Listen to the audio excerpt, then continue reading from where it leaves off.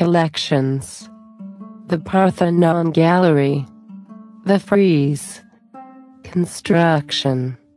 Plutarch's Life of Pericles informs us, the man who directed all the projects and was overseer, episcopo, for him, Pericles, was Phidias. Almost everything was under his supervision, and, as we have said, he was in charge, owing to his friendship with Pericles, of all the other artists.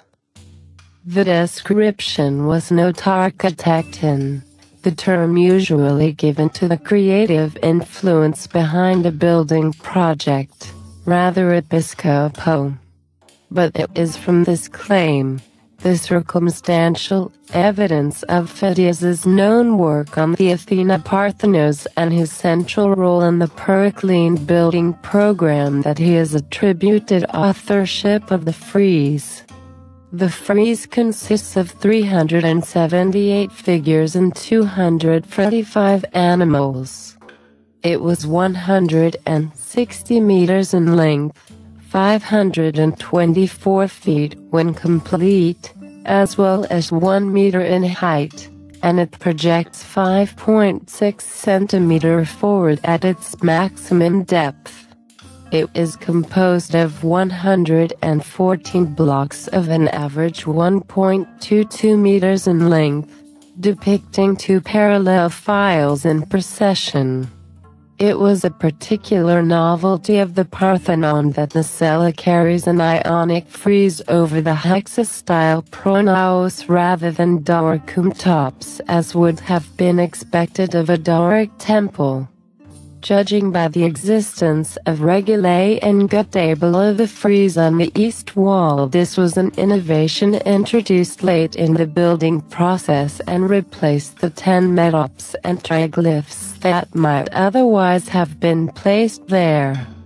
The marble was quarried from Mountain Pentelicon and transported 19 km to the Acropolis of Athens. A persistent question has been whether it was carved in situ.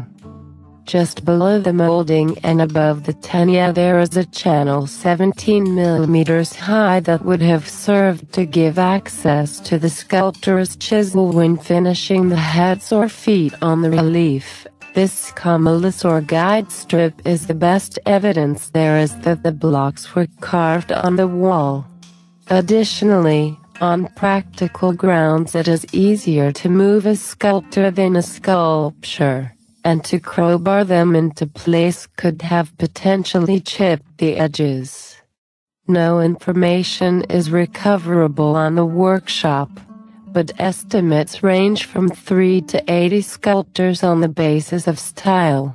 However, Jennifer Neal suggests 9 on the grounds that this would be the least number necessary to produce the work in the time given.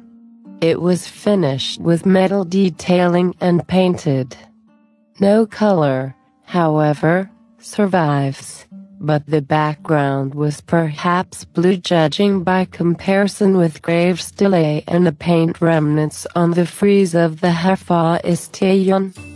Possibly figures held objects that were also rendered in paint, such as Poseidon's trident and the laurel in Apollo's hand. The many drill holes found in Apollo's and Hera's heads indicate that a gilded bronze wreath would probably have crowned the gods. The system of numbering the frieze blocks dates back to Adolf Michaelis's 1871 work Der Parthenon, and since then Ian Jenkins has revised this scheme in the light of recent discoveries.